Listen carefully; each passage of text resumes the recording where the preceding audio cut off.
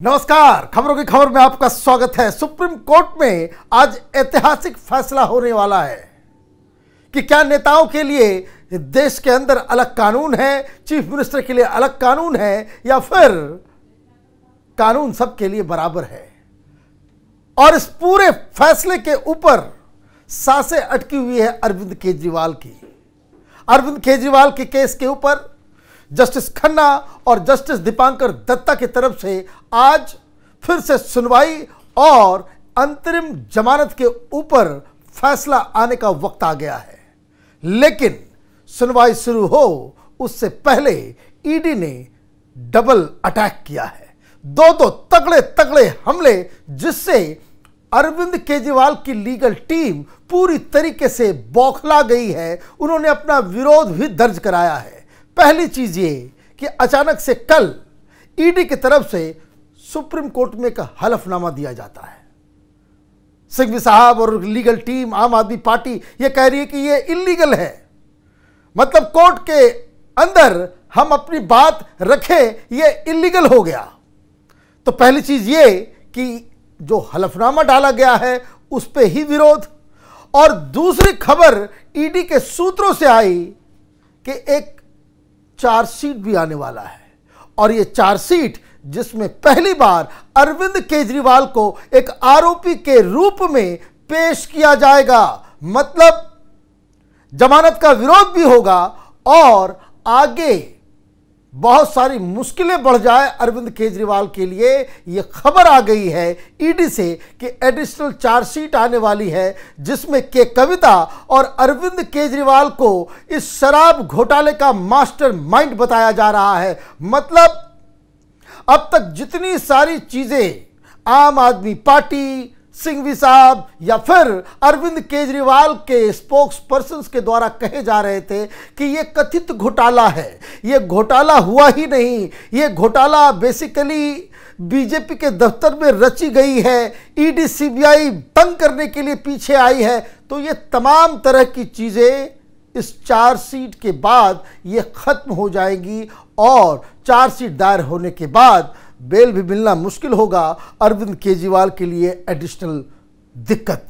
लेकिन इन दोनों खबरों को लेकर किस तरीके से जो मीडिया में जो खबर आ रही है उसको जरा समझते हैं। दिल्ली के मुख्यमंत्री अरविंद केजरीवाल को लोकसभा चुनाव के लिए अंतरिम जमानत मिलेगी या नहीं, इस पर आज सुप्रीम कोर्ट का अहम फैसला आएगा। लेकिन उससे पहले अंतरिम जमानत रुकवाने के लिए प्रवर्तन निदेशालय यानी ईडी ने जोरदार प्रयास किया है। सुप्रीम कोर्ट में केजरीवाल की याचिका पर सुनवाई के दौरान ईडी ने इसका पुरजोर विरोध तो किया ही था। अब गुरुवार को ईडी ने सुप्रीम कोर्ट में हलफनामा दाखिल कर बेहद कड़े शब्दों में अंतरिम जमानत देने का विरोध किया है। वहीं यह खबर भी ईडी सूत्रों के हवाले से आई है कि जांच एजेंसी शुक्रवार को सीएम के खिलाफ सप्लीमेंट्री चार्जशीट दाखिल कर सकती है। जाहिर है कि ईडी ने अंतरिम जमानत मिलने की संभावना को खारिज करवाने के लिए पूरी ताकत लगा दी है। यह ताकत लगानी ही चाहिए, क्योंकि आप देखिए कि इस फैसले का इस्तेमाल अरविंद केजरीवाल कैसे करेगा। जैसे ही आप उन्हें चुनाव प्रचार के लिए छोड़ेंगे, यह बरी नहीं होगा, इसे रेगुलर बेल भी नहीं मिल रहा, इसके ऊपर तमाम आरोप लगे रहेंगे, लेकिन वो जेल से छूट जाएगा। आम आदमी पार्टी अपने मीडिया के मित्रों के जरिए, वो जो प्रोपेगेंडा तंत्र है उसके जरिए ये ढिंढोरा पीटने लग जाएंगे कि ईडी के पास कोई सबूत नहीं है। क्योंकि कल आप देखिए कि किस तरीके से आम आदमी पार्टी के नेताओं ने मीडिया में बयान जारी किया कि ये फर्जी है, अभी तक एक भी पैसा नहीं मिला है। जबकि ईडी राउस एवेन्यू कोर्ट हो, दिल्ली हाई कोर्ट हो या सुप्रीम कोर्ट हो, उसमें ताल ठोक कर ये कह रही है कि जो मनी ट्रेल है उसके तमाम एविडेंस हमारे पास है। सुप्रीम कोर्ट भी इस बात को मान रहा है। अदरवाइज मनी ट्रेल नहीं होता तो मनीष सिसोदिया छूट गए होते। सुप्रीम कोर्ट के इसी जज, दोनों जज जो आज फैसला कर रहे हैं, इन्होंने ही तो कहा कि 338 करोड़ रुपए का तो ट्रेल साफ साफ दिख रहा है कि ये पैसे पार्टी में इस्तेमाल हो गए, चुनाव में इस्तेमाल हुआ। ये हेरा फेरी हुई है। लेकिन अगर केजरीवाल को बेल मिलता है तो इस तरह से ढिंढोरा पीटा जाएगा कि फिर जुडिशरी की भी एम्बैरेसमेंट होगी, ईडी की तो होगी और वो एक नया प्रेसिडेंस जो है वो शुरू हो जाएगा देश के अंदर। और इसलिए जो हलफनामा दिया गया है इसको विरोध में, जमानत के विरोध में, उसमें ईडी की तरफ से क्या कहा गया है इसको जरा देखते हैं। ईडी ने केजरीवाल की अंतरिम जमानत का विरोध करते हुए कहा, चुनाव प्रचार के लिए अंतरिम जमानत देना ठीक नहीं होगा, इससे गलत संदेश जाएगा। कोई भी अपराधी अंतरिम जमानत के लिए इसका हवाला देने लगेंगे और अंतरिम जमानत मांगने लगेंगे। ईडी का कहना है कि चुनाव प्रचार के लिए अंतरिम जमानत देना ना तो संवैधानिक है, ना ही मौलिक अधिकार है, ना ही यह कानूनी अधिकार है। दिल्ली के मुख्यमंत्री तो चुनाव भी नहीं लड़ रहे, चुनाव लड़ने के लिए भी अंतरिम जमानत नहीं दी जाती। बड़ी बात जो लीगल पॉइंट है कि अगर आप इन्हें अंतरिम जमानत दे रहे हैं तो क्या ऐसा कोई कानूनी प्रावधान है? क्या किसी आरोपी का यह कानूनी अधिकार है? तो यह कानूनी अधिकार नहीं है।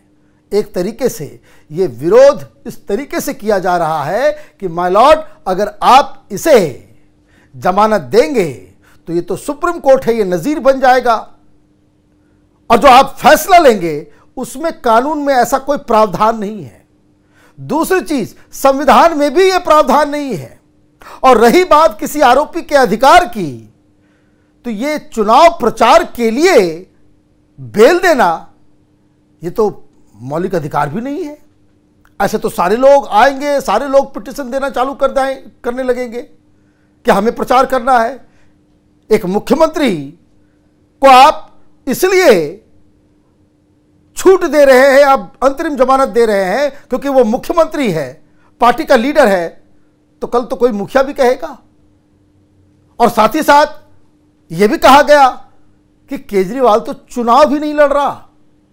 कोई उम्मीदवार होता है, उम्मीदवार के लिए भी मनाही है, लेकिन फिर भी अगर आप ऐसा काम करेंगे तो देश भर में एक गलत संदेश जाएगा। ईडी ने अपने हलफनामा में आगे क्या कहा? ईडी ने यह भी कहा कि चुनाव प्रचार के लिए आज तक किसी राजनेता को अंतरिम जमानत नहीं दी गई। चुनाव प्रचार के लिए अंतरिम जमानत देना एक ऐसा उदाहरण पेश करेगा जिसके तहत नेता गुनाह करके चुनाव की आड़ में जांच से बचने की कोशिश करेंगे। वरिष्ठ नेता जॉर्ज फर्नांडिस का हवाला देते हुए ईडी का कहना है कि वो जेल में रहते हुए चुनाव लड़े, आज तक के इतिहास में सबसे बड़ी जीत हासिल की। यही नहीं, शुक्रवार को ही ईडी ने दिल्ली सीएम के खिलाफ सप्लीमेंट्री चार्जशीट दाखिल करने की भी खबर आई है। जाहिर है इसका भी हवाला देकर ईडी अंतरिम जमानत विरोध कर सकता है। ईडी का कहना है कि मुख्यमंत्री को भी आम आदमियों की तरह अपनी नियमित जमानत दाखिल करनी चाहिए, अंतरिम नहीं। तो ये दो तरफा हमला है।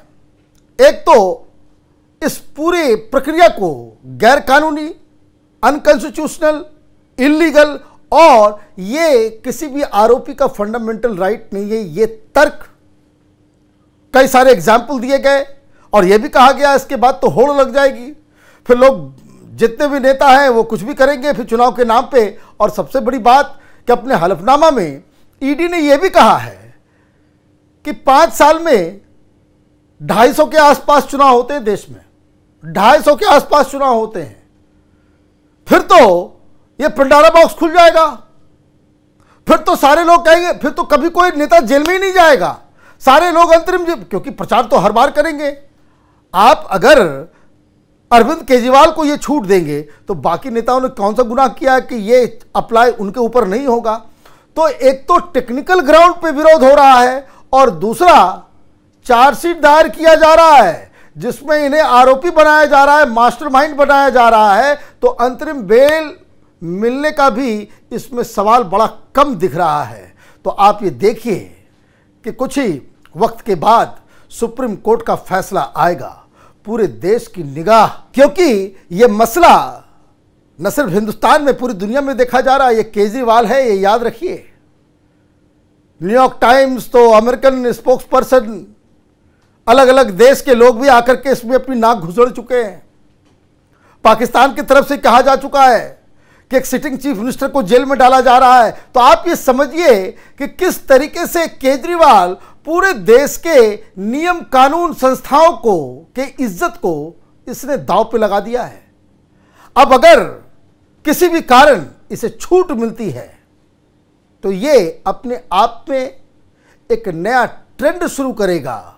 उसके बाद जनता देश की यही कहेगी कि नेताओं के लिए अलग कानून है, मुख्यमंत्रियों के लिए अलग कानून है और आम लोगों के लिए, नॉर्मल गरीब लोगों के लिए सुप्रीम कोर्ट की निगाहें कुछ और तरीके से सारी चीज़ों को देखती है। हमारी नज़र इस खबर पर लगातार बनी हुई है। आप देखते रहिए कैपिटल टीवी। हमारे वीडियोस को लाइक कीजिए, शेयर कीजिए और हमारे चैनल को सब्सक्राइब कीजिए। धन्यवाद।